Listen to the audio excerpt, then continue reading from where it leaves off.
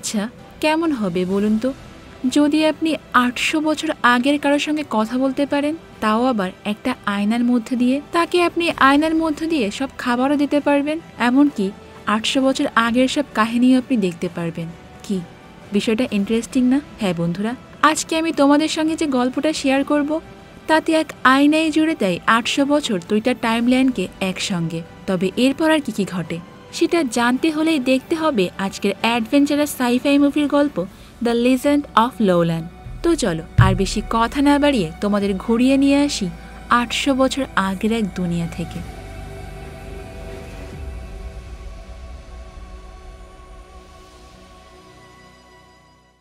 গল্পটি শুরু হয় আজ থেকে প্রায় ৮০০ বছর আগে।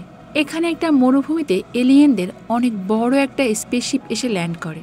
ফলে তখনই ওখানে মরুঝড়ের মতো কিছু একটা সৃষ্টি হয়। তখন এই মরুভূমিতে দাঁড়িয়ে থাকা কিছু মানুষ তো এমন পরিস্থিতি দেখে অনেক ভয় পেয়ে যায়, তাই সেখান থেকে পালাতে শুরু করে।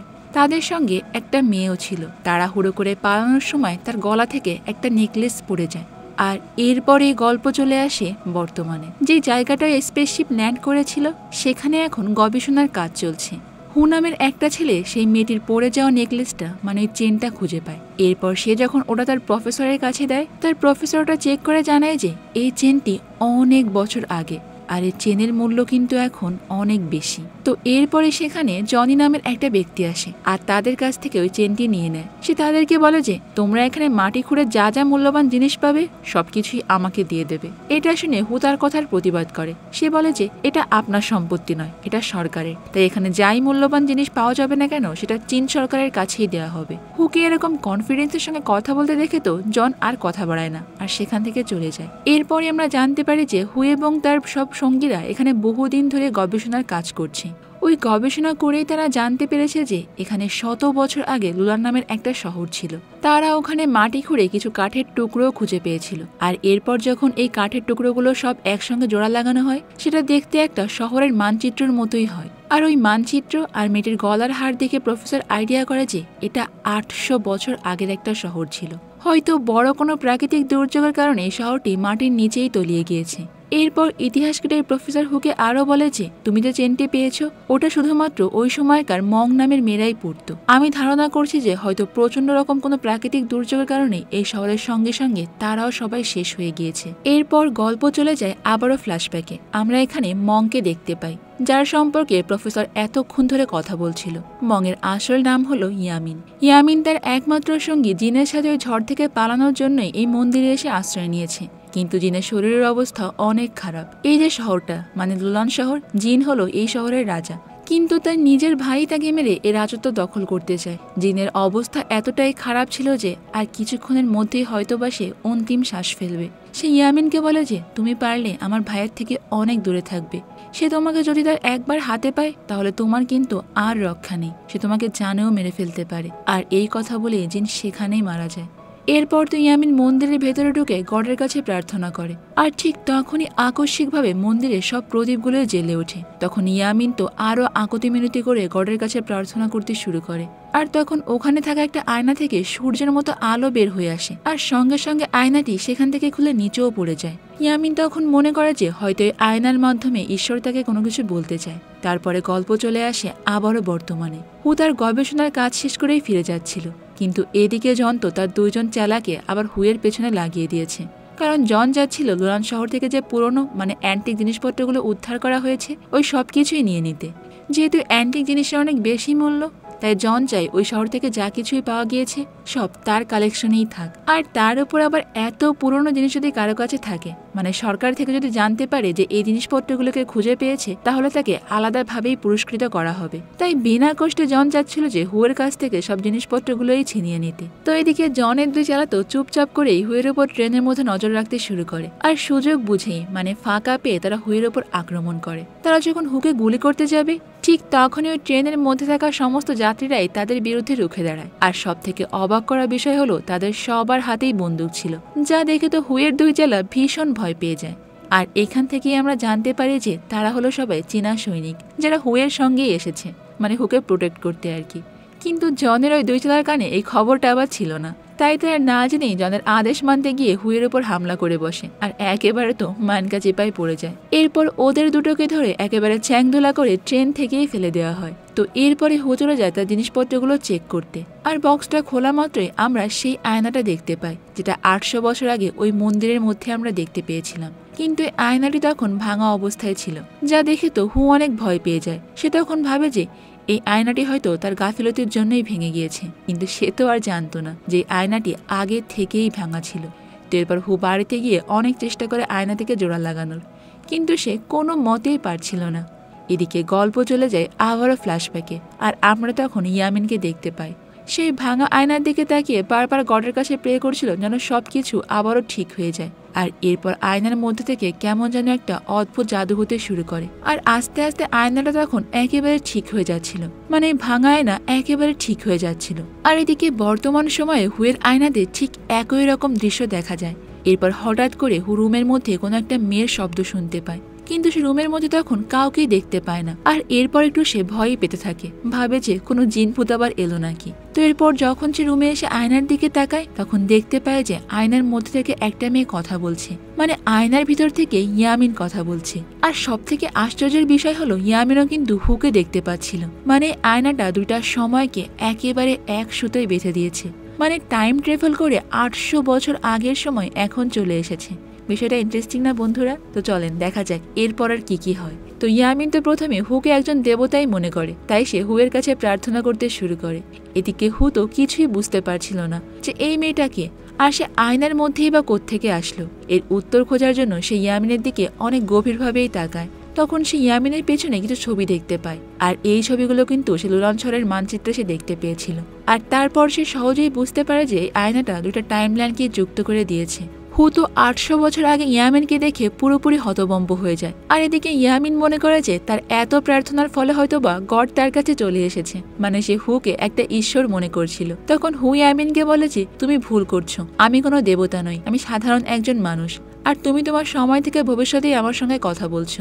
আচ্ছা, আগে তুমি একটা কাজ করো, তোমার আশেপাশের সমস্ত জিনিসগুলো আমাকে একবার দেখাও। তারপর ইয়ামিন হুকে তার আশেপাশের সব দৃশ্যটাই আয়নার মাধ্যমে দেখাতে থাকে। তখন ইয়ামিনের কাছে হুয়ের লোলান শহর সম্পর্কে আরো অনেক প্রশ্ন করে।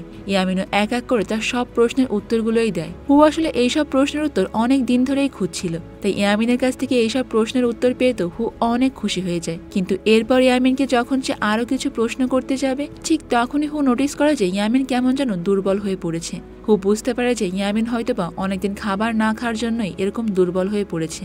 তাই সে ফ্রিজ থেকে কিছু খাবার এনে ওই আয়নার মধ্যে দিয়ে ইয়ামিনকে দেয়। ইয়ামিনও সেটা হাত বাড়িয়ে আয়নার মধ্যে থেকেই নিয়ে নেয়। ইয়ামিনের কাছে খাবারগুলো অনেক ভালো লাগে, কারণ সে এরকম খাবার তো আগে কখনোই টেস্ট করেনি, আর করবেই বা কিভাবে, কারণ ইয়ামিন তো তার সময় থেকে 800 বছর পরের একজন মানুষের সঙ্গে কথা বলছে। খাবার খাওয়ার পর ইয়ামিন যখন আবারও ঠিক হয়ে যায়, তখন হু আর ইয়ামিনের মধ্যে অনেক কথাবার্তা হয়, আর আস্তে আস্তে তাদের মধ্যে আন্ডারস্ট্যান্ডিং লেভেলটাও বেশ বেড়ে যায়। আর এইভাবেই হু ইয়ামিনের কাছ থেকে লুলান শহর সম্পর্কে অজানা সব তথ্যই জেনে একটা বইও লিখে ফেলে। ওই বইটা রাতারাতি অনেক বেশি পরিচিতি লাভ করে, তাই সরকার থেকে ওই বইয়ের জন্য হুকে পুরস্কৃত করা হয়। আর ওই অনুষ্ঠানে তখন জনও উপস্থিত ছিল। জন তো কোনোভাবে হুয়ের সাফল্য মেনে নিতে পারছিল না। সে বুঝতে পারছিল না এত তাড়াতাড়ি হয়ে সত্যগুলো কিভাবে সামনে নিয়ে আসলো। জন তখন ভাবতে থাকে যে এর পেছনে অবশ্যই কোনো রহস্য লুকিয়ে আছে, যা আমি খুঁজে বের করবই। তো এই অনুষ্ঠান থেকে বাড়িতে ফিরে হু আবারও ইয়ামিনের সঙ্গে যোগাযোগ করে, কিন্তু ইয়ামিনের তখন অনেক মন খারাপ ছিল। তাই হু তাকে জিজ্ঞাসা করে যে কি হয়েছে। ইয়ামিন তখন বলে যে এখানে অনেক বড় একটা যুদ্ধ হয়েছে, যার ফলে আমাদের রাজা জিন মারা গিয়েছে। আমাদের রাজা খুবই ভালো একজন মানুষ ছিল, কিন্তু তার ভাই তার কাছ থেকে জোর করে এই রাজ্যটাকে ছিনিয়ে নিয়েছে। এক প্রকার সে তার সঙ্গে বিশ্বাসঘাতকতা করে এই পুরো রাজ্যটাকে বেআইনিভাবেই দখল দিয়েছে। আর এরপর থেকে আস্তে আস্তে লুলান শহরটা পুরো ধ্বংসের দিকে যাচ্ছে। তো এরপর ইয়ামিন হুকে সেই এলিয়েনদের স্পেসশিপ সম্পর্কেও বলে, যেটা আমরা গল্পের একদম শুরুতে মরুভূমিতে ল্যান্ড করতে দেখেছিলাম। আসলে ইয়ামিন তো আর জানতো না যেটা এলিয়েনদের স্পেসশিপ, তাই সে হুকে বলে যে একটা উড়ন্ত বস্তু আমাদের মরুভূমিতে এসে পড়ে, আর সেখান থেকে যারা বের হয়েছিল জিনের ভাই তাদেরকে জাদুকর মনে করে সবাইকেই মেরে ফেলে। তো হু যখন ইয়ামিনের সাথে এইসব বিষয় নিয়ে কথা বলছিল, তখন হুয়ের একসঙ্গে জানালার বাইরে দাঁড়িয়ে তাদের কথাবার্তাগুলো শুনছিল। ঠিক তখনই ওখানে আবার জনের লোকরা চলে আসে, আর এই মেয়েটিকে কিডন্যাপ করে জনের কাছেই নিয়ে যায়। এরপর জন ওই মেয়েটির কাছ থেকে হুয়ের ব্যাপারে সব রহস্য বিষয়ে জানতে পারে, যে সে কিভাবে বই লিখেছে বা কিভাবে সেই শহর সম্পর্কে এত কিছু জানতে পারলো। আর তারপর সে ক্লিয়ার হয়ে যায় যে হু আসলে এই বইটা কিভাবে লিখেছে। তো এরপর জন তার চালাদেরকে আবার পাঠিয়ে দেয় হুয়ের কাছ থেকে আয়নাটা চুরি করতে। এদিকে হু তো যেখানে যায় সেখানে তার সঙ্গে আয়নাটা নিয়ে যায়, এমনকি ঘুমাতে যাওয়ার সময় সে আয়নাটাকে সঙ্গে নিয়েই ঘুমায়, কারণ হু অলরেডি ইয়ামিনের প্রেমে পড়ে গিয়েছে। ইয়ামিনের সঙ্গে একদিন কথা বলতে না পারলে হুর যেন রাতে ঠিকমতো ঘুমই আসে না। ইয়ামিন তখন তার জীবনের একটা অবিচ্ছিন্ন অংশ হয়ে গিয়েছে। সে যখন ঘুমাতে যায় সে শুধু ইয়ামিনকে স্বপ্নে দেখতে পায়। এদিকে ইয়ামিনেরও প্রতিদিন রাতে হুয়ের কাছ থেকে কবিতা আবৃত্তি না শুনলে যেন ঘুমই আসতো না, মানে তারা দুইজনে দুজনের উপর অনেকটা ডিপেন্ডেন্ট হয়ে পড়েছিল। তো এরই মধ্যে আবার জনের দুই চেলা হুয়ের বাড়িতে পৌঁছে যায় সে আয়নাটা চুরি করতে। তবে হুয়ের খবরটা সৌভাগ্যক্রমে আগে থেকেই বুঝতে পেরে যায়, তাই সে তার জানালা দিয়ে ওই আয়নাটা নিয়ে সেখান থেকে পালিয়ে যায়।